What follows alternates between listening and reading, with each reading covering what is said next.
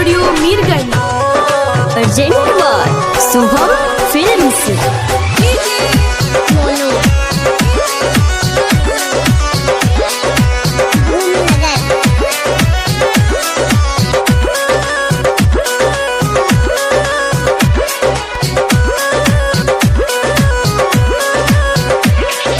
बड़ी बेवफा है जानू, बड़ी बेवफा है,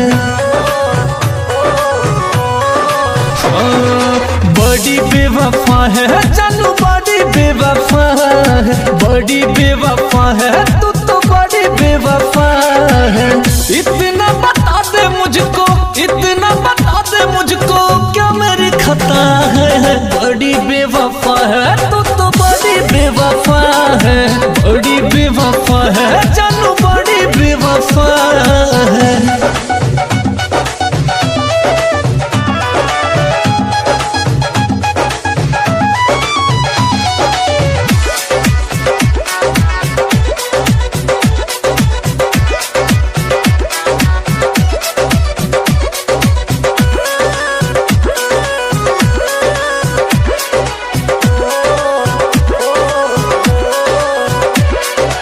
सोचा नहीं था कभी ये दिन ऐसा आएगा, डोली में बिठा के कोई और लेके जाएगा।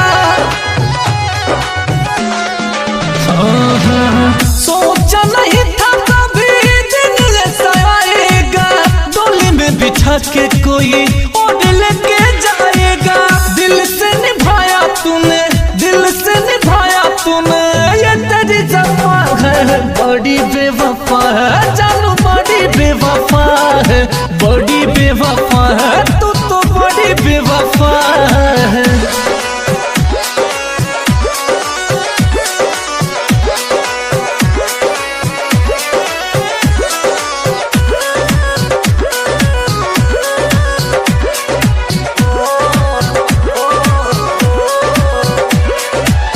भोली भाली लगती तू कितनी मासूम है, होठों पे लाली नहीं रेत का खून है। भोली भाली लगती तू कितनी मासूम है, होठों पे लाली नहीं रेत का खून है।